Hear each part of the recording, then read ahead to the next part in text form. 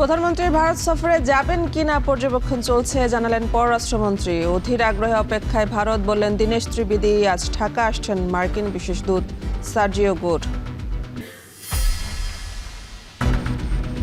শাপলা চত্বর হত্যা মামলায় সাবেক মন্ত্রী লতিফ সিদ্দিকীকে গ্রেপ্তার, আজ হাজির করা হতে পারে ট্রাইব্যুনালে।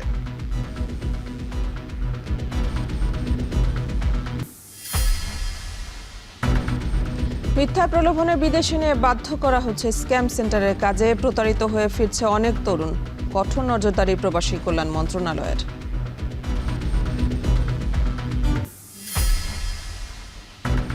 খালি কন্টেইনার সরিয়ে চট্টগ্রাম বন্দরে গতি আনার চেষ্টা কর্তৃপক্ষের, ব্যবস্থা নিতে এনবিআরকে 2 দফা চিঠি।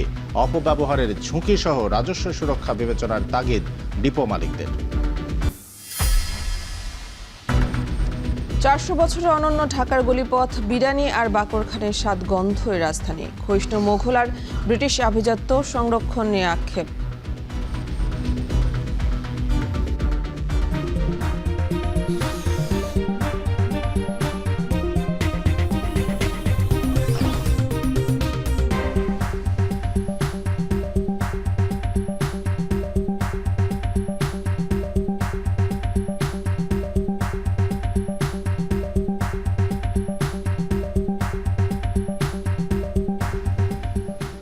স্বাগত। এখন সকালে পুরো আয়োজন জুড়ে সঙ্গে আছে আমরা দুজন, আমি মেহেরিন অ্যানি এবং আমি শামসুল আরেফিন।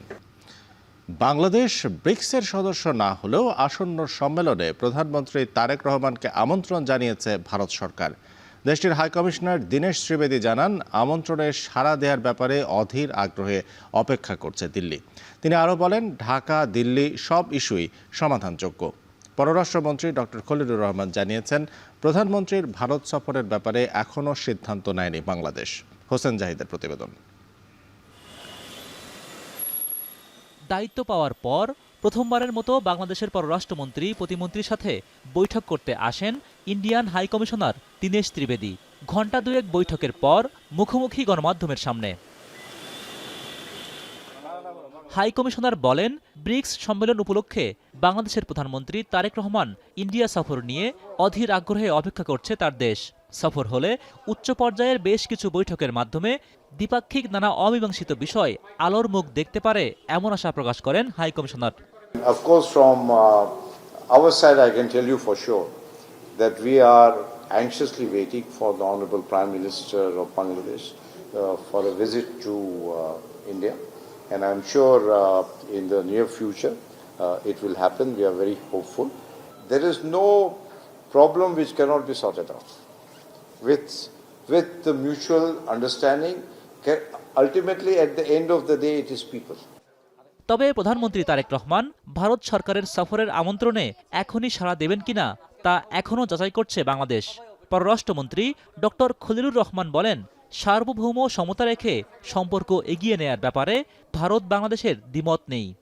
প্রধানমন্ত্রীর আমন্ত্রণ বিষয়ে আপনারা বলেছেন, আমরা সেটা এখন রিভিউ করছি এবং আমরা এ বিষয়ে একটা সিদ্ধান্ত নেব এবং আপনাদেরকে আমরা সেটা তাৎক্ষণিকভাবে জানাব। এদিকে 3 দিনের সফরে বৃহস্পতিবার ঢাকায় পা রাখবেন মার্কিন সরকারের দক্ষিণ ও মধ্য এশিয়া বিষয়ক বিশেষ দূত সার্জিও গোর। বাংলাদেশকে কাছ থেকে বুঝতেই এই সফর বলে জানান পররাষ্ট্রমন্ত্রী। প্রথম সফর হিসেবে আমরা ধারণা করছি এটা এক্সপ্লোরেটরি সফর। উনি বাংলাদেশ সম্পর্কে বুঝতে চাইবেন। কোনো দেশের সঙ্গে আমাদের সম্পর্ক অন্য দেশের প্রেক্ষিতে জিরো সাম গেম নয়। একজনের সম্পর্ক ক্ষতি করে আরেকজনের সম্পর্ক বৃদ্ধি করছে, আমরা কখনোই সেটা করব না। এ সময় বাংলাদেশে আশ্রিত রোহিঙ্গাদের আর্থিক সহযোগিতার জন্য যুক্তরাষ্ট্র সরকারকে ধন্যবাদ জানান পররাষ্ট্রমন্ত্রী। হোসেন জাহিদ, এখন ঢাকা।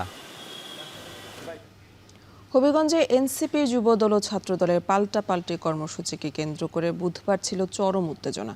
সংঘাত এড়াতে পৌর এলাকায় জারি করা হয় 144 ধারা। মোতায়েন করা হয় বিপুল সংখ্যক পুলিশ, র্যাব ও 3 প্লাটুন বিজিবি। তবে 144 ধারা উপেক্ষা করে শহরে প্রবেশের চেষ্টা করলে পুলিশের সঙ্গে এনসিপি নেতাকর্মীদের ধাক্কাধাক্কির ঘটনাও ঘটে। শেষ পর্যন্ত শহরে প্রবেশ না করেই পুলিশ ক্যাম্পেই হামলার ঘটনায় লিখিত অভিযোগ দিয়ে ফিরে যায় দলটির নেতাকর্মীরা। হবিগঞ্জ থেকে কাজল সরকারের প্রতিবেদন।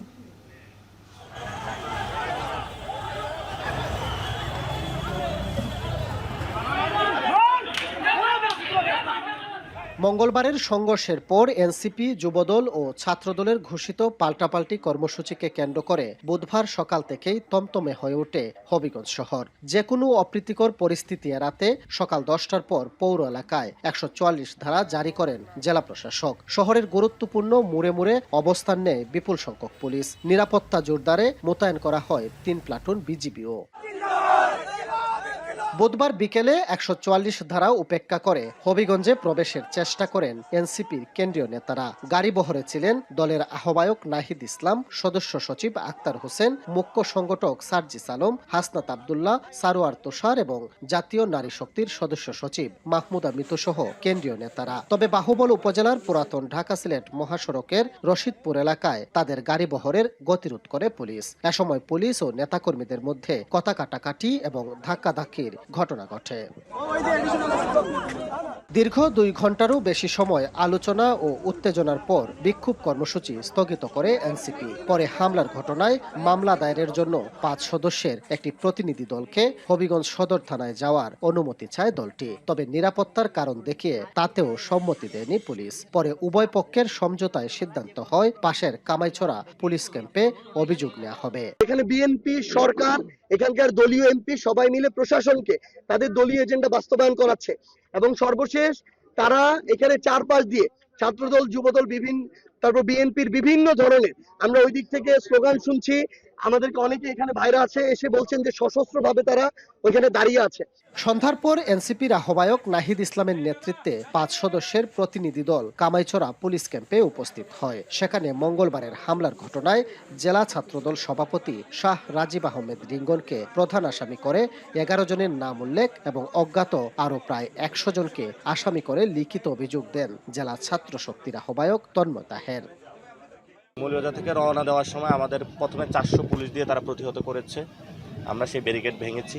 তারা গণভোটের গণরায় মানে নাই, তারা স্বাধীন পুলিশ কমিশন করে নাই, অর্থাৎ তারা সন্ত্রাস নির্ভর তারা একই রাষ্ট্র তৈরি করতে চাচ্ছে, যেটা আগে ছিল সেটাকে তারা অব্যাহত রাখছে। পুলিশ জানায় হাতে লেখা অভিযোগ নেওয়া হয়েছে, সেটি যাচাই বাছাইয়ের জন্য সদর থানায় পাঠানো হবে। তদন্ত শেষে আইন অনুযায়ী প্রয়োজনীয় ব্যবস্থা নেওয়া হবে। এটা আমি গ্রহণ করেছি। আমি এটা থানায় নিয়ে থানায় আমার অফিসার ইনচার্জ আছে, প্লাস আমার ঊর্ধ্বতন কর্তৃপক্ষ আছে, তাদের সাথে কথা বলে পরবর্তী যে আইনানুগ পদক্ষেপ এটা আমরা খুব দ্রুতই নেওয়ার ব্যবস্থা করব। অভিযোগ জমা দেওয়ার পর কেন্দ্রীয় নেতারা পুনরায় শ্রীমঙ্গলের উদ্দেশ্যে রওনা হন। কাজল সরকার, এখন হবিগঞ্জ। শাপলা চত্বর হত্যাকাণ্ডে মানবতা বিরোধী অপরাধের মামলায় সাবেক বস্ত্র ও পাট মন্ত্রী আব্দুল লতিফ সিদ্দিকীকে গ্রেফতার করেছে ঢাকা মহানগর গোয়েন্দা পুলিশ। আজ তাকে ট্রাইব্যুনালে হাজির করা হবে।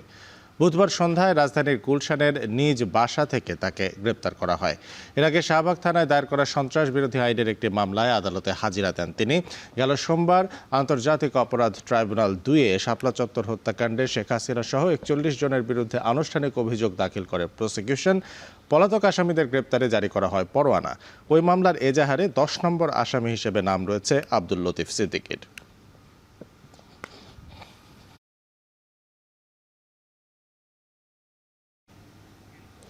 গেল 2 বছর আশঙ্কাজনকভাবে বেড়েছে মিথ্যা চাকরির প্রলোভনে বিদেশে নিয়ে স্ক্যাম সেন্টারের কাজে বাধ্য করার ঘটনা। চলতি বছর কেবল কম্বোডিয়ার স্ক্যাম সেন্টার থেকে দেশে ফিরেছেন 4 শতাধিক বাংলাদেশি তরুণ।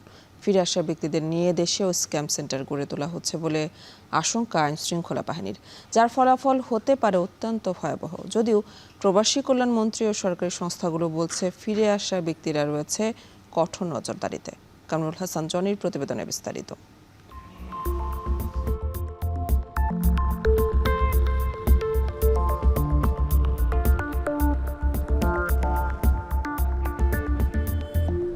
কম্বোডিয়ার স্ক্যাম সেন্টার থেকে চলতি বছর দেশে ফিরেছেন 4 শতাধিক বাংলাদেশি যুবক। এখন টেলিভিশন সন্ধান পায় এমন একজন ভুক্তভোগীর, যাকে দেশটির সংঘবদ্ধ মানব পাচার চক্র জিম্মি করে অনলাইন অপরাধে জড়াতে বাধ্য করে। পরিচয় গোপন রাখার শর্তে দেখা করতে রাজি হন এই যুবক। সেখানে জানান তার ভয়ঙ্কর সব অভিজ্ঞতা। আপনাকে তো বিক্রি করে দেওয়া হয়েছে, কোডিং কিসের? এটা কোনো কোডিং না, তুমি আসছো স্ক্যামিং করতে। কম্পিউটার অপারেটর পেশায় কাজ দেওয়ার কথা ছিল, অথচ তাকে স্ক্যাম সেন্টারে বিক্রি করা হয় 4000 মার্কিন ডলারে। শারীরিক নির্যাতন করে বাধ্য করা হয় স্ক্যামিংয়ে। নাম দেয়া হয় এবিল। 4টি টার্গেট দিয়ে নামানো হয় মিশনে। নাম্বার কালেক্টিং সেক্টর আছে, ডিপোজিট সেক্টর আছে, হিলার সেক্টর আছে, কিলার সেক্টর আছে। তাদের মাথায় একটা জিনিসই ঘোরে, ওই দেশে যেই কাজটা শিখছে আমি বাংলাদেশে এটা করি। পুলিশের অপরাধ তদন্ত বিভাগ জানায়, কম্বোডিয়া থেকে ফিরে আসা 4 শতাধিক ব্যক্তির জবানবন্দি নিয়েছে সিআইডি। মামলা হয়েছে 8টি। এছাড়াও চলতি বছর সিআইডিতে মানব পাচারের মামলা হয়েছে 528টি। তা আমি যখন দেখতেছি যে আমি আর বাঁচবো না, আমার অবস্থা অনেক খারাপ, আমি ওই পাপের রাজ্যে ঢুকে গিয়েছি, আমি জীবনের দিকে তাকিয়ে। এদিকে স্বরাষ্ট্র মন্ত্রণালয়ের প্রতিবেদন বলছে, চলতি বছরের মার্চ পর্যন্ত তদন্তাধীন ও বিচারাধীন মামলার সংখ্যা 5095টি। 2025 সালে মানব পাচারের নতুন মামলা হয় 1126টি ও চলতি বছরের মার্চ পর্যন্ত 247টি। যুক্তরাষ্ট্রের টিআইপি প্রতিবেদনে গত 6 বছর ধরে বাংলাদেশ টায়ার 2তে অবস্থান করছে। আলাদা কোনো উইং না থাকায় বাংলাদেশ মানব পাচার প্রতিরোধে খুবই নাজুক অবস্থানে। এটা দেখার দায়িত্ব হচ্ছে স্বরাষ্ট্র মন্ত্রণালয়ের অধীনে। যেহেতু স্বরাষ্ট্র মন্ত্রণালয় একদম ডেডিকেটেড কোনো উইংস নাই, সে কারণে বাংলাদেশ কিন্তু গ্লোবালি হিউম্যান ট্রাফিকিংয়ের জায়গায় খুবই নাজুক অবস্থায় আছে। স্ক্যামের জন্য আগে অবৈধ পন্থা টার্গেট করা হলেও এখন বৈধ উপায়ে ভিসা নিয়ে বিএমইটি কার্ড করে কর্মীদের বিদেশে নিয়ে চলছে প্রতারণা। ফিরে আসা প্রশিক্ষিত বা ব্যর্থ ব্যক্তিরা দেশেও স্ক্যাম সেন্টার গড়ে তুলতে পারে, এমন আশঙ্কা অভিবাসন বিশেষজ্ঞদের। তারা যদি কোনো অর্থের অনেক ধরনের ক্ষতির সম্মুখীন হয়, তাহলে কিন্তু তারা কিন্তু ক্ষতিটাকে আদায় করার জন্য তারা নিজেরাও কিন্তু কনভার্ট হতে পারে। তারা এই টেকনিকটাকে শিখে যে এইখানে যে অ্যাপ্লাই করছে না তারই বা নিশ্চয়তা আপনি দিতে পারেন না, তাই না? ফিরে আসা ভুক্তভোগীরা দেশে স্ক্যামের চেষ্টা করলে তাও অপরাধ হিসেবে বিবেচনা করবে সিআইডি। মানব পাচার অভিবাসী চোরাচালান প্রতিরোধ দমন আইন 2026, এখানে কিন্তু স্ক্যাম সেন্টারের কথা উল্লেখ করা আছে। যদি কেউ এটা চালাইতে এখানে চেষ্টা করে, সেক্ষেত্রে সে অবশ্যই আপনার আইনের আওতায় আসবে। বিদেশে স্ক্যাম সেন্টারে কর্মরত ব্যক্তিরা দেশে ফেরার পর থেকে আইন শৃঙ্খলা বাহিনীর নজরদারিতে রয়েছে বলে জানালেন প্রবাসী কল্যাণ মন্ত্রী। কম্বোডিয়া থেকে যারা এই ধরনের আসবে তাদের অন্তত সব কিছু যেন আমাদের নজরদারিত্বের মধ্যে রাখা যায়। আইন শৃঙ্খলা রক্ষাকারী বাহিনী অত্যন্ত কঠোরভাবে এদের নজরদারির মধ্যে রাখবেন। জাতিসংঘ মানবাধিকার দপ্তরের তথ্য বলছে, চিহ্নিত অনলাইন স্ক্যাম কম্পাউন্ডের 70% বেশি কম্বোডিয়া, মিয়ানমার ও লাওসে, যাদেরকে সহায়তা করছে চীনের আরেকটি চক্র। কামরুল হাসান জনি, এখন, ঢাকা। ওয়াটার পাম্পের রোটর এখন আরো উন্নত, ফলে অল্প সময়ে ওঠে অধিক পানি আর বিদ্যুৎ সাশ্রয় হয় 20% পর্যন্ত। আরএফএল ওয়াটার পাম্প, অন করলেই পানির তুফান। চট্টগ্রাম বন্দরে কন্টেইনার জট কমানো অপারেশনাল কার্যক্রমে গতিশীলতা আনতে খালি কন্টেইনার বন্দর ও বেসরকারি ডিপোর বাইরে রাখতে চায় কর্তৃপক্ষ।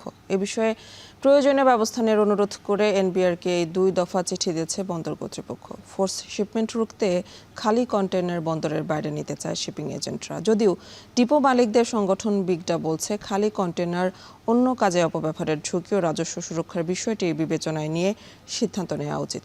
বিস্তারিত হাজেরা শিউলির প্রতিবেদনে। চট্টগ্রাম বন্দর দিয়ে কন্টেইনারে আমদানি হওয়া পণ্যের 70 থেকে 80% বন্দরের ইয়ার্ডে খুলে ডেলিভারি দেওয়া হয়। পণ্য ডেলিভারির পর কন্টেইনার খালি হলে সিংহভাগ চলে যায় বেসরকারি 23টি কন্টেইনার ডিপোতে। এছাড়া রফতানি পণ্য নিয়ে কিংবা খালি অবস্থায় প্রতিদিন পুনরায় জাহাজীকরণ করা হয় 2 থেকে 3000 টিউএস কন্টেইনার। বছরে 7 থেকে 8 লাখ টিউএস খালি কন্টেইনার হ্যান্ডলিং করে চট্টগ্রাম বন্দর, যা মোট কন্টেইনার হ্যান্ডলিং এর প্রায় 25 থেকে 30%।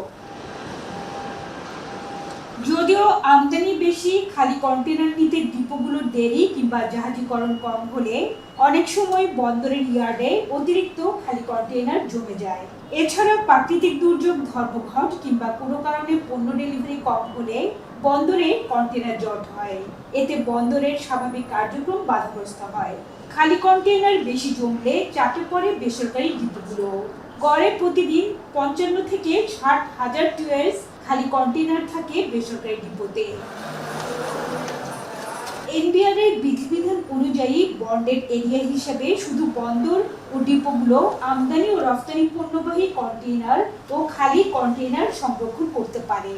এ অবস্থায় প্রতিবেশী দেশের উদাহরণ টেনে বন্দরে জট কমানো ও কাজের গতিশীলতা বাড়াতে শিপিং এজেন্টের ব্যবস্থাপনায় খালি কন্টেইনার সংরক্ষণের অনুমতি দিতে এনবিআর চেয়ারম্যানকে চিঠি দিয়েছে বন্দর। খালি কন্টেইনারগুলো যদি আমরা বন্ডেড এরিয়ার বাইরে রাখার অনুমতি পাই, তাহলে আমাদের বন্দরের অভ্যন্তরে বন্ডেড এরিয়ার ক্যাপাসিটি আরও বৃদ্ধি পাবে। ফলে আমাদের বর্তমান যে ইয়ার্ড ফ্যাসিলিটি আছে, এই ফ্যাসিলিটি ব্যবহার করে আরও অধিক পরিমাণ কন্টেইনার হ্যান্ডলিং করা সম্ভব হবে। অনেক সময় ইয়ার্ডে জমে থাকা খালি কন্টেইনার না জানিয়ে সিঙ্গাপুর, কলম্বো বা ভিন্ন কোনো বন্দরগামী জাহাজে তুলে দেয় কর্তৃপক্ষ। এতে ভোগান্তি ও আর্থিক ক্ষতি হয়। তাই শিপিং এজেন্টরাও চায় খালি কন্টেইনার বন্দরের বাইরে রাখতে। দুইটার ভিতরে সমন্বয় করতে না পেরে আমার এমটি কন্টেইনার যেটা আমরা ইম্পোর্ট করে নিয়ে আসছি সেটা আবার ফোর্স লোড করে দিয়ে দিচ্ছে। তাতে করে ওই কন্টেইনারের পিছনে এক্সট্রা পয়সা খরচ করা হচ্ছে এবং বন্দরকেও আমি অতিরিক্ত চার্জ দিচ্ছি। যদিও ডিপো সংশ্লিষ্টরা বলছেন খালি কন্টেইনার বন্দর বা ডিপোর বাইরে থাকলে বিক্রি বা অন্য কাজে ব্যবহার হতে পারে। তাই খালি কন্টেইনার অপব্যবহারের ঝুঁকি ও রাজস্ব সুরক্ষার বিষয় বিবেচনায় নিয়ে সিদ্ধান্ত নিতে হবে।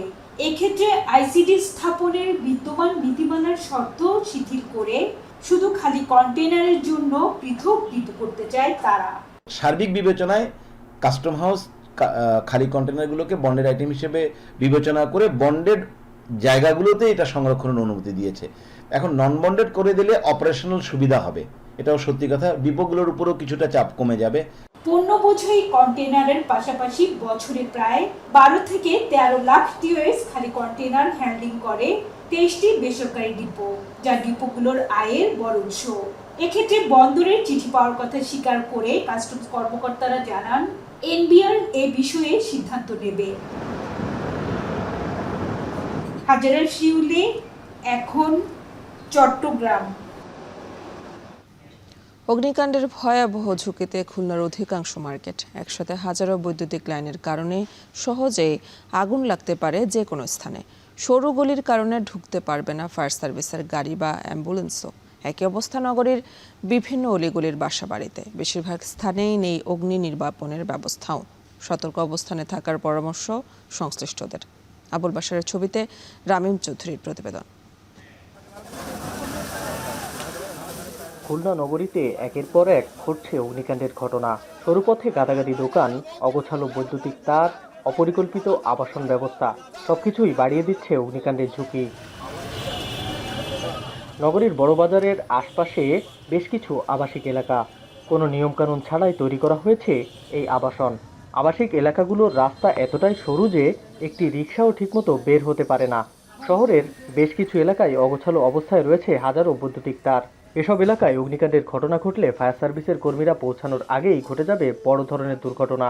একটা গাড়ি তো ঢুকতে পারবে না এখানে। এখন যদি আগুন ধরলে এখানে তো কিছু করার নাই। ছোটবেলা থেকে এইভাবে দেখে আসতেছি, আগুন লাগলে পাইপ টিনে জল টিনে প্রচুর অসুবিধার সম্মুখীন হয়েছে।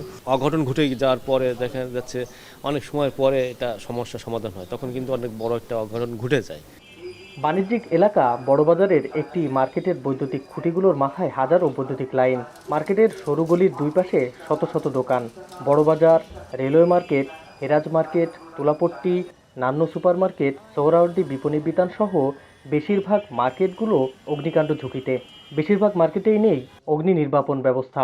যে তারগুলো অনেক আগের থেকেই এটা এভাবে চলে আসছে, তো এখন এটা আধুনিকরণ করার মতো বেটার হয়। যেমন মাটির নিচ দিয়ে নিয়ে যাওয়া যায় কিনা, পাইপ লাইনের মাধ্যমে করা যায় কিনা, এগুলো যদি করা হয় অবশ্যই আমরা ব্যবসায়ীরা উপকৃত হব। অপরিকল্পিতভাবে গড়ে ওঠা 23টি ঝুঁকিপূর্ণ মার্কেট শনাক্ত করা হয়েছে। নানাভাবে দোকান মালিকদের সতর্ক করা হচ্ছে বলে জানান ফায়ার সার্ভিসের এই কর্মকর্তা। বড়বাজার সংলগ্ন মার্কেটে কোনো অগ্নিকাণ্ড ঘটলে ফায়ার সার্ভিসের গাড়ি যাতায়াতের জন্য যে প্রশস্ত রাস্তা না থাকার কারণে একটু আমাদের অগ্নি নির্বাপনে যথেষ্ট চ্যালেঞ্জের মুখে পড়তে হয়। মার্কেটগুলির মালিক পক্ষের সাথে বিভিন্ন সময় আমরা সভা করে তাদেরকে পরামর্শ দিয়েছি যেন মার্কেটগুলিতে পানি রিজার্ভার স্থাপন করা হয় এবং অগ্নি নির্বাপনী ব্যবস্থা রাখা হয়। নগরীতে নেই পর্যাপ্ত জলাশয় বা পুকুর। কোথাও অগ্নিকাণ্ডের ঘটনা ঘটলে বড় সমস্যায় পড়তে হয় পানি নিয়ে। তাই ওয়াসার পানি ব্যবস্থাপনার সাথে প্রতিটি গুরুত্বপূর্ণ মোড়ে ফায়ার সার্ভিসের জন্য বসাতে হবে পানির লাইন। এছাড়াও জনসচেতনতা বাড়াতে হবে বলে জানান কেসিসির প্রশাসক। ওয়াসার পানি ব্যবস্থাপনা যেটি, এর সাথে প্রত্যেকটা গুরুত্বপূর্ণ মোড়ে ফায়ার সার্ভিসের জন্য পানির স্পট থাকা উচিত, যেখান থেকে দ্রুত তারা পাইপ লাগিয়ে ওখান থেকে পানি নিয়ে অগ্নি নির্বাপন করতে পারে, যে ব্যবস্থাটা আমাদের শহরে নাই। এটা আমরা ভাবছি, আমরা খুব তাড়াতাড়ি ওয়াসার সাথে বৈঠক করব যাতে করে এই ব্যবস্থাটা শহরে থাকে। খুলনা শহরে এমন ছোট ছোট অলিগলি অনেক রয়েছে যেখানে অ্যাম্বুলেন্স বা একটি ফায়ার সার্ভিসের গাড়ি ঢোকা কোনোভাবেই সম্ভব নয়। গত এক বছরে খুলনায় ছোট বড় সব মিলিয়ে প্রায় ৩ শতাধিক অগ্নিকাণ্ডের ঘটনা ঘটেছে, যেখানে ক্ষয়ক্ষতির পরিমাণ দাঁড়িয়েছে প্রায় ২৭ কোটি টাকা। এ কারণেই ঝুঁকিপূর্ণ স্থানগুলো আবারও ঢেলে সাজিয়ে নতুন করে নগরীকে যেন নিরাপদভাবে সাজানো যায় সে বিষয়ে বলছেন সংশ্লিষ্টরা। রামিম চৌধুরী, এখন খুলনা। ভোলার মেঘনা ও তেঁতুলিয়া নদীতে এখন ইলিশের ভরা মৌসুম।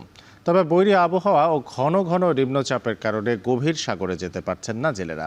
অপরদিকে নদীতেও মিলছে না আশানুরূপ মাছ। ফলে একদিকে হতাশ জেলে ও ব্যবসায়ীরা, অন্যদিকে সরবরাহ কমে যাওয়ায় বাজারে বেড়েছে ইলিশের দাম। অঙ্কুর রায়ের ছবিতে বিস্তারিত ইমতিয়াজুর রহমানের প্রতিবেদনে। আষাঢ় শ্রাবণে ভোলার নদী ও সাগর জুড়ে শুরু হয় ইলিশের ভরা মৌসুম। প্রচুর বৃষ্টিপাত আর তীব্র স্রোতের টানে সাগর থেকে নদীর মোহনায় উঠে আসে ঝাঁকে ঝাঁকে রূপালী ইলিশ। বছরের এই সময়টাতেই সবচেয়ে বেশি ব্যস্ত থাকার কথা জেলে, আড়তদার ও মাছ ব্যবসায়ীদের। কিন্তু এবার ভিন্ন চিত্র।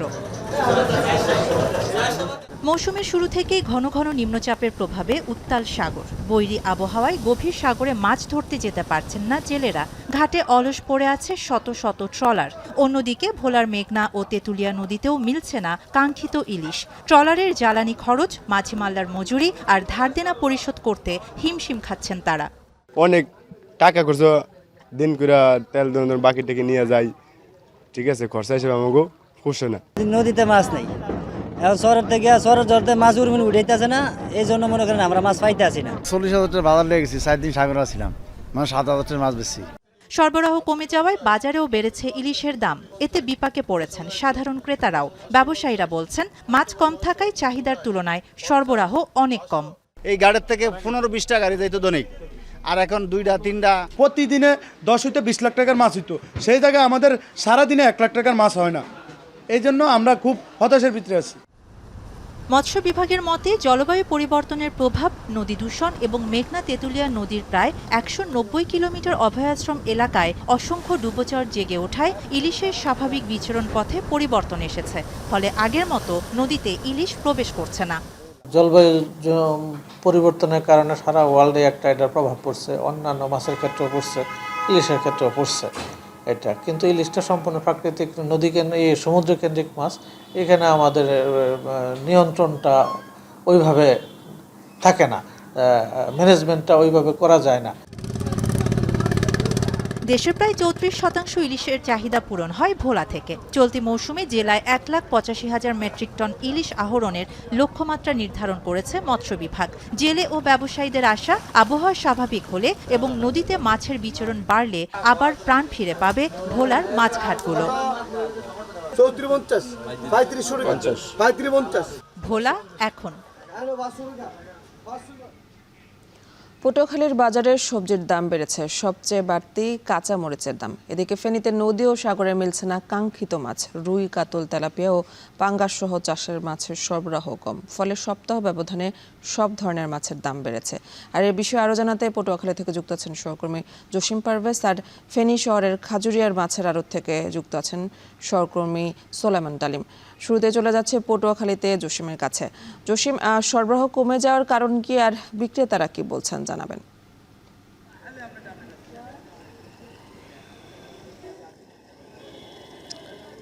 সরবরাহ কমার মূল কারণ হচ্ছে ধারাবাহিক দুর্যোগপূর্ণ আবহাওয়া এবং ভারী বর্ষণ। আর এই ভারী বর্ষণের কারণে কিন্তু উৎপাদন যেমন কমেছে, একই সঙ্গে সরবরাহ কমেছে। আর স্থানীয় যে প্রজাতির যে সকল সবজি উৎপাদন সেটিও কমায় এখানে সরবরাহ কমেছে, সে কারণেই সবজির দাম অনেকটাই বেড়েছে। আপনাকে জানিয়ে রাখি যে আজকে এই পটুয়াখালীর কলাপাড়ার যে পাইকারি সবজি বাজার, এই সবজি বাজারে পটল বিক্রি হচ্ছে পাইকারি দরে 60 টাকা থেকে 70 টাকা প্রতি কেজি। এখানে কেজিতে বেড়েছে 10 টাকা। কাঁকরোল বিক্রি হচ্ছে 75 থেকে 80 টাকা, কেজিতে বেড়েছে 15 টাকা। করলা বিক্রি হচ্ছে 70 থেকে 80 টাকা, কেজিতে বেড়েছে 15 টাকা। চিচিঙ্গা বিক্রি হচ্ছে 55 টাকা থেকে 60 টাকা, কেজিতে বেড়েছে 10 টাকা। শশা বিক্রি হচ্ছে 30 থেকে 40 টাকা, এখানে কেজিতে কমেছে 20 টাকা। এই একটি মাত্র প্রজাতির সবজির দাম 20 টাকা কমেছে। পেঁপে বিক্রি হচ্ছে 30 থেকে 40 টাকা, কেজিতে বেড়েছে 7 টাকা। জালি তরকারি বিক্রি হচ্ছে 50 থেকে 60 টাকা, কেজিতে বেড়েছে 10 টাকা। লাউ প্রতি গোটা বিক্রি হচ্ছে 50 থেকে 80 টাকা পর্যন্ত, এখানে কেজিতে বেড়েছে 10 থেকে 15 টাকা। কাঁচামরিচ যেটি 280 টাকা থেকে 320 টাকা পর্যন্ত বিক্রি হচ্ছে, কেজিতে বেড়েছে 60 টাকা। এবং মূলা তরকারি বিক্রি হচ্ছে 60 টাকা থেকে 70 টাকা, কেজিতে বেড়েছে 20 টাকা। মিষ্টি কুমড়া কেজি বিক্রি হচ্ছে 45 থেকে 50 টাকা এবং এখানে কেজিতে বেড়েছে 10 টাকা। আর এখানকার যে সকল পাইকাররা রয়েছেন তারা বলেছেন যে সবজি আমদানির বা এখানে যে বাজারজাত করার ক্ষেত্রেও কিন্তু পরিবহন যে খরচ, সেই খরচের কারণেও কিন্তু পণ্যের এই সবজির দামটা অনেকটাই বেড়েছে। এই ছিল আমার কাছে সবশেষ। সবজির বাজারের পর এবার মাছের বাজারের খবর জানতে চলে যাব ফেনীতে ডালিমের কাছে।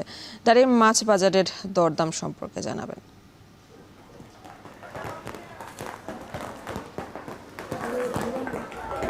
মাছের যে বাজার সেটি কিন্তু আমরা দেখতে পাচ্ছি যে গত 2 মাস যাবতই কিন্তু ক্রমাগতই বৃদ্ধি হচ্ছে। আমরা যদি গত এক সপ্তাহ এবং আজকের যে বাজার সেটি দেখি তাহলে দেখব যে সব ধরনের চাষের মাছ, রুই, কাতল, মৃগেল, তেলাপিয়া, তার সহ পাঙাশ যেসব মাছগুলো রয়েছে সব ধরনের মাছের দামই কিন্তু আমাদের বৃদ্ধি রয়েছে। আজকের বাজারে আমরা যদি দেখেছি 1 কেজি এবং 1 কেজির ওপরের যে কাতল মাছগুলো রয়েছে সেগুলো 420 থেকে 450 টাকা পাইকারিতে বিক্রি হচ্ছে। খুচরো বাজারে গিয়ে সেগুলো 470 থেকে 500 টাকা বিক্রি হচ্ছে। রুই মাছ আমরা দেখেছি 320 থেকে 350 টাকা পাইকারিতে বিক্রি হচ্ছে, যেগুলো খুচরো বাজারে গিয়ে 350 টাকার মধ্যে বিক্রি হচ্ছে। এছাড়াও আমরা দেখেছি যে বিভিন্ন জাতীয় কার্প মাছ সেগুলো 300 করে বিক্রি হচ্ছে। এছাড়াও তেলাপিয়া মাছ আমরা দেখেছি যে আজকের বাজারে 220 থেকে 250 টাকা খুচরো বাজারে বিক্রি হচ্ছে। পাঙাশ মাছ 180 থেকে 200 টাকার মধ্যে বিক্রি হচ্ছে।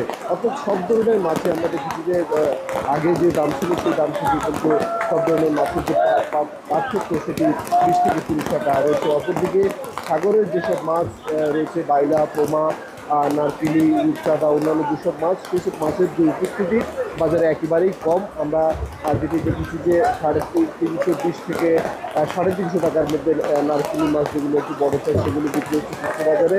এছাড়াও পোমা মাছ আমরা যেটি দেখেছি যে 250 থেকে 300 টাকার মধ্যে বিক্রি হচ্ছে। রূপচাঁদা বিভিন্ন কোয়ালিটি ভেদে 700 থেকে 1000 টাকার মধ্যে বিক্রি হচ্ছে। তবে কিছুটা কমে আমরা দেখেছি গত 2 সপ্তাহের ব্যবধানে কিছুটা কমে বিক্রি হচ্ছে চিংড়ি মাছ। আমরা দেখেছি যে 700 থেকে একদম 1000 টাকার মধ্যে চিংড়ি মাছ রয়েছে। তবে বাজারে আমরা ইলিশ মাছ আজকে দেখিনি, ইলিশ মাছের উপস্থিতি খুবই কম। আর নদীর যেসব মাছ রয়েছে লোকাল স্থানীয় যেসব নদীর মাছ সেগুলো আমরা দেখেছি যে 700 থেকে 1100 টাকার মধ্যে বিক্রি হচ্ছে। বিক্রেতারা যেটি বলছেন যে বাজারে মাছের সরবরাহ কম, যার ফলে যে দাম ঊর্ধ্বগামী, এবং ক্রেতারা যেটি বলছেন যে মাছের যে দাম সেই দামে কিন্তু তাদের যে ক্রয় ক্ষমতার মধ্যে নেই। আরও কিছুটা দাম কমলে তাদের মধ্যে কিছুটা স্বস্তি থাকবে। এই ছিল ফেনীর খাজুরিয়ার মাছ বাজার থেকে আমাদের কাছে মাছ বাজারের খবরের সব কিছু। বাজার পরিস্থিতি নিয়ে জানাচ্ছিলেন সহকর্মীরা। বর্ষা এলে চলনবিল অঞ্চলে বেড়ে যায় সাপের উপদ্রব। এতে আতঙ্কে দিন পার করে বিল অঞ্চলের মানুষ। বিশেষজ্ঞরা বলছেন প্রাকৃতিক আবাসস্থল নষ্ট করে যেখানে সেখানে গড়ে তোলা হয়েছে বাড়িঘর, এতে লোকালয়ে ঢুকে পড়ছে বিষধর সাপ। বাড়ছে সাপের কামড়ের ঘটনা, ঘটছে প্রাণহানিও। তবে সাপের কামড়ে ওঝার কাছে না গিয়ে নিকটস্থ হাসপাতালে চিকিৎসা নেওয়ার পরামর্শ স্বাস্থ্য বিভাগের। জাহিদুল ইসলাম সুমনের ছবিতে মাহবুব হোসেনের প্রতিবেদন। বর্ষা এলেই পানিতে তলিয়ে যায় চলন বিলের বিস্তীর্ণ এলাকা। এবারও পানি বৃদ্ধির সাথে নতুন করে আতঙ্ক দেখা দিয়েছে বিষধর সাপের উপদ্রব। বিলের ঝোপঝাড় ও উঁচু জমি পানিতে ডুবে যায়, সাপ ঢুকে পড়ছে লোকালয়ে। মানুষের রান্নাঘর, গোয়ালঘর, এমনকি সবার ঘরেও মিলছে বিষধর সাপ। আতঙ্ক বিরাজ করছে বিল অঞ্চলের কৃষক, জেলে এবং পানিবন্দী মানুষের মধ্যে। বর্ষা আসলে সাপের উপদ্রবটা খুব বেড়ে যায়।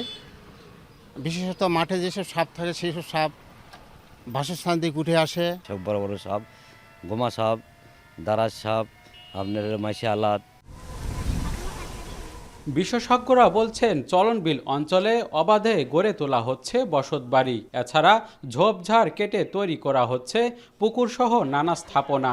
এতে সাপের জন্য নিরাপদ ও প্রাকৃতিক আবাসস্থল ধ্বংস হওয়ায় পরিবেশগত সংকটে পড়ছে সাপ। নিরাপদ আশ্রয় খুঁজতে বসতবাড়িতে বিষধর সাপ ঢুকে যাবার কারণে বাড়ছে সাপের দংশন ও মৃত্যুর ঘটনা। এখন এই ঝোড়ঝাপ জঙ্গলগুনা কিন্তু মানুষ কেটে ফেলার ফলে এই সাপগুলো কিন্তু মানুষের বাসা বাড়িতে যায় ঠাঁই নিচ্ছে। ফসলি জমিতে বিশেষ করে ইঁদুরের যে গর্তগুলো আছে সেগুলো কিন্তু পানিতে ডুবে যাচ্ছে।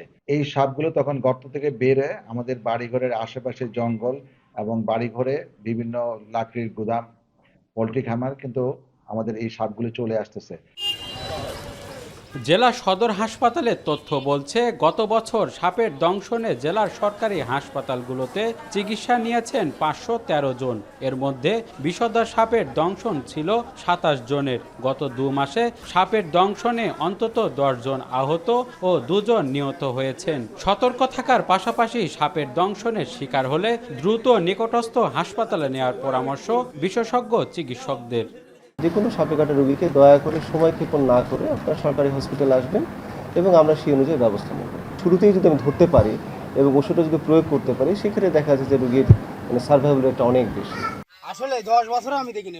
তবে জনসাধারণের মাঝে সচেতনতা বৃদ্ধি, দ্রুত চিকিৎসা এবং প্রয়োজনীয় প্রতিরোধমূলক ব্যবস্থা গ্রহণ না করলে এই পরিস্থিতি আরো ভয়াবহ রূপ নিতে পারে বলে ধারণা বিশেষজ্ঞদের। মাহবুব হোসেন, এখন নাটোর। স্বাগত জানাচ্ছি আরো একবার। আপনারা দেখছেন এখন সকাল। জর্ডানের মার্কিন সামরিক ঘাঁটি লক্ষ্য করে ইরানের অতর্কিত ক্ষেপণাস্ত্র হামলার শক্ত জবাব দেওয়ার হুমকি দিলেন প্রেসিডেন্ট ডোনাল্ড ট্রাম্প। এর মধ্যে ইরানে নতুন করে হামলাও শুরু করেছে যুক্তরাষ্ট্র, নিশ্চিত করেছে মার্কিন সেন্ট্রাল কমান্ড। যদিও হামলার এলাকা ও ধরন এখনও অজানা। অন্যদিকে হরমুজ প্রণালীতে 3টি জাহাজে হামলা চালিয়েছে ইরানের অভিজাত বাহিনী। তবে সামরিক উত্তেজনার মধ্যে আঞ্চলিক মধ্যস্থতাকারীদের মাধ্যমে কূটনৈতিক আলোচনার পথ খোলা রাখার কথা জানিয়েছে দুই দেশ। শত্রুপক্ষের বিরুদ্ধে ইরানের জনগণকে কঠোর অবস্থানে থাকার আহ্বান জানান ইরানের প্রেসিডেন্ট মাসুদ পেজেশকিয়ান। এর আগে ইরাকে সৌদি মার্কিন হামলায় নিহত হন উপদেষ্টা ও 20 ইরাকি যোদ্ধাসহ কমপক্ষে 24 জন। হামলার নিন্দা জানিয়েছে ইরাক।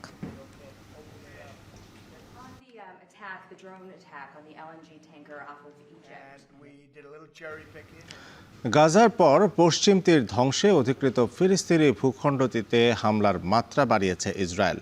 সহিংসতা পর্যবেক্ষক সংস্থা SLED বলছে, জুনে পশ্চিম তীরে সর্বোচ্চ 460টি হামলা রেকর্ড করা হয়েছে। এদিকে পশ্চিম তীরে চলমান ইসরায়েলি হামলার নিন্দা জানিয়েছেন জাতিসংঘ মহাসচিব আন্তোনিও গুতেরেস। অবিলম্বে হামলা বন্ধ ও বেসামরিক নাগরিকদের সুরক্ষায় ইসরায়েলকে পদক্ষেপ গ্রহণের আহ্বানও জানিয়েছেন জাতিসংঘ মহাসচিব। বিস্তারিত অর্ণব প্রসাদের প্রতিবেদনে। বিশ্বের বুকে গাজাকে ধ্বংসস্তূপে পরিণত করার কাজ আগেই শেষ করেছে দখলদার ইসরায়েলি বাহিনী। এবার সন্ত্রাস প্রতিরোধের অজুহাতে অধিকৃত পশ্চিম তীরে ফিলিস্তিনিদের নির্মূলে অভিযান জোরদার করেছে ইসরায়েলের প্রতিরক্ষা বাহিনী IDF। তাদের সঙ্গে যোগ দিয়েছেন পশ্চিম তীরে অবৈধ বসতি স্থাপনকারী ইসরায়েলিরাও। নতুন দফা সংঘাতের নেপথ্যে গেল শুক্রবার নাবলুজের দক্ষিণ পশ্চিমে অবৈধ ইসরায়েলি বসতি স্থাপনকারীদের সঙ্গে ফিলিস্তিনিদের পাল্টাপাল্টি সংঘর্ষের ঘটনা। এতে 4 ফিলিস্তিনি ও 2 ইসরায়েলি নিহত হন। এর জেরে টানা কয়েকদিন ধরে নাবলুজ, জেনিন, কালকিলিয়া ও তুলকারেম এলাকায় সাঁড়াশি অভিযান চালাচ্ছে IDF। নির্বিচারে হত্যাযজ্ঞের পাশাপাশি পুড়িয়ে দেয়া হচ্ছে ইসরায়েলিদের বাড়িঘর, সম্পত্তি। বাদ যাচ্ছে না ধর্মীয় স্থাপনাও। সহিংসতা বিষয়ক পর্যবেক্ষক সংস্থা SLED বলছে গেল এক দশকে পশ্চিম তীরে ফিলিস্তিনিদের ওপর অবৈধ ইসরায়েলি বসতি স্থাপনকারীদের হামলা ক্রমান্বয়ে বাড়ছে। এর মধ্যে গেল জুনে সর্বোচ্চ 460টি হামলা রেকর্ড করা হয়েছে। আর চলতি মাসে এখন পর্যন্ত 360টিরও বেশি সহিংসতার ঘটনা ঘটেছে পশ্চিম তীরে। IDF এর নতুন দফা হামলার দেহ উদ্বেগ বাড়াচ্ছে পশ্চিম তীরের ফিলিস্তিনি বাসিন্দাদের মাঝে। তবে মৃত্যুর সংখ্যা থাকলেও ভিটেমাটি ছাড়তে রাজি নয় ফিলিস্তিনিরা। يأذن الله في أمره وأصبر حتى يعلم الصابرون أني صابر على شيء أمر من الصبر. إحنا لا إرهابيين، ما فيش سكينة تذبح الخروف، ما فيش في الدار مثل الناس. إحنا لا بنهاجمهم وبيجوا على التراكتورات وبركبوا وبيرجعوا وبيجوا على الدار عندنا هناك. পশ্চিম তীরে চলমান ইসরায়েলি আগ্রাসনের প্রতিবাদে ক্ষোভের ঝড় খোদ তেল আবিবেও। ট্রাম্প নেতানিয়াহুর ব্যঙ্গাত্মক মুখোশ, প্রতিকৃতি ও প্লাকার্ড হাতে উচ্ছেদ বিরোধী বিক্ষোভ করেন আন্দোলনকারীরা। Horrifying, it's immoral, and we believe that it is endangering not only Palestinians who are witnessing ethnic cleansing and the evacuation of their homes, but it's also endangering all of us.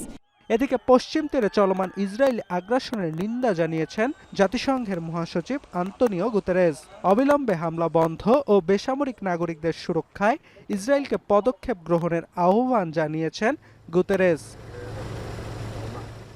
Arnab প্রসাদ, এখন বিশ্ব। জাপানে মঙ্গলবারের ভূমিকম্পে প্রাণহানি বেড়ে দাঁড়িয়েছে কমপক্ষে 14 জনে। দক্ষিণ পশ্চিমের কিউশু অঞ্চলে 7.1 মাত্রার ভূমিকম্পের পর অনুভূত হয়েছে শতাধিক আফটারশক। আগামী এক সপ্তাহ, বিশেষ করে 2-3 দিন শক্তিশালী আফটারশকের সংখ্যায় বাসিন্দাদের সতর্ক থাকার পরামর্শ জাপানের ভূতাত্ত্বিক সংস্থার। বলা হচ্ছে আফটারশকের তীব্রতাও সর্বোচ্চ 7 মাত্রা ছুঁতে পারে। এ অবস্থায় প্রায় 9,000 মানুষ অবস্থান নিয়েছেন বিভিন্ন আশ্রয় কেন্দ্রে। স্থগিত রয়েছে একটি বুলেট ট্রেন পরিষেবা। বিদ্যুৎ সংযোগ বিচ্ছিন্ন 48,000 বাড়িঘরে। ভূমিকম্পের পর 4,600 প্রতিরক্ষা কর্মকর্তা ও প্রায় 500 পুলিশ কর্মকর্তাকে উদ্ধার ও দুর্যোগ প্রশমন কাজে মোতায়েন করা হয়। বুধবার সরকারের জরুরি টাস্ক ফোর্স বৈঠকে জাপানের প্রধানমন্ত্রী সানায়ে তাকাইচি জানান, ধসে পড়া শপিং মলে উদ্ধার কাজ চলমান। তাপমাত্রার পারদ 35 ডিগ্রি সেলসিয়াস ছুঁই বলে গরমে অসুস্থতা এড়াতে উদ্ধার কর্মকর্তা ও বাসিন্দাদের সতর্ক থাকার পরামর্শ আবহাওয়া বিভাগের। ডিআই ফরম্যাটে বিশ্বকাপ পর্যন্ত বাংলাদেশ দলের নতুন অধিনায়ক লিটন কুমার দাস। তার ডেপুটি হিসেবে থাকছেন তাওহিদ হৃদয়। মিরপুরে নির্ধারিত বোর্ড সভা শেষে এই ঘোষণা দেন বিসিবি সভাপতি তামিম ইকবাল। জানান, আলোচনা চলছে ভারতের সঙ্গে সিরিজ নিয়ে। জুবায়ের আহমেদের প্রতিবেদনে বিস্তারিত। গুঞ্জন ভাসছিল কয়েকদিন ধরে ঘরের মাঠে সিরিজে দারুণ পারফর্ম করলেও দেশের বাইরে হতাশই করেছিল মেহেদী হাসান মিরাজের অধিনায়কত্ব। বুধবারের বিসিবি পরিচালক সভায় সিদ্ধান্ত নেওয়া হলো ওয়ানডে অধিনায়ক থাকছেন না মিরাজ। টি-20-র পর একদিনের ক্রিকেটেও নেতৃত্ব পাচ্ছেন লিটন দাস। মিরাজ কে আমরা যেভাবে অভ্যস্ত দেখতে অ্যাজ আ পারফর্মার, প্রবলি ওই লেভেলে আমরা ওকে দেখছি না। এটা বলছি না যে সে পারফর্ম করছে না, বাট দ্য লেভেল অফ যেটাতে আমরা অভ্যস্ত প্রবলি ওই জায়গায় আমরা দেখছি না এখন। Specially with his batting, I think she is still doing the bowling part quite well. সামনে ওয়ানডে বিশ্বকাপ, লিটন দাসের হাতে দল গোছাতে সময় 16 মাস। শেষ সময়ে লিটনের হাতে নেতৃত্ব দেয়া কি বুমেরাং হয়েই ফিরবে? সেই প্রশ্নের উত্তর সহ 3 অধিনায়ক তত্ত্ব থেকে সরে আসার ব্যাখ্যাও দিলেন তামিম ইকবাল। এমন কাউকে ক্যাপ্টেন্সি নতুন করে দেওয়া হয় না who was not in the system. Though he was doing it in other format, but he was in the system. So এরকম না যে নতুন করে একটা মানুষকে নিয়ে এসে দিয়ে দেওয়া হলো যে যার জন্য কঠিন হয়ে যাবে 1 বছরের টিম সাজানো।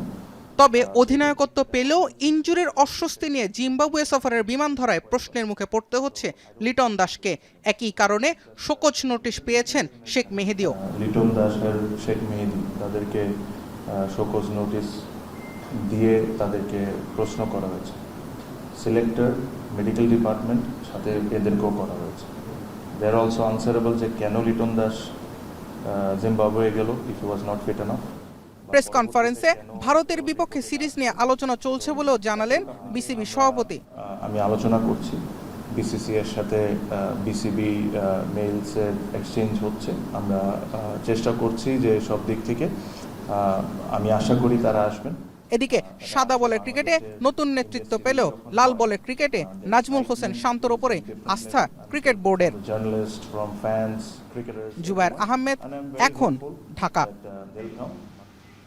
শেষ করছে এখন সকাল। এখন টেলিভিশন ওয়েবসাইটে দেখতে ভিজিট করুন www.ekon.tv। ফেসবুকে দেখতে ভিজিট করুন facebook.com/tv.ekon এবং ইউটিউবে দেখতে ভিজিট করুন youtube.com/c/ekontv।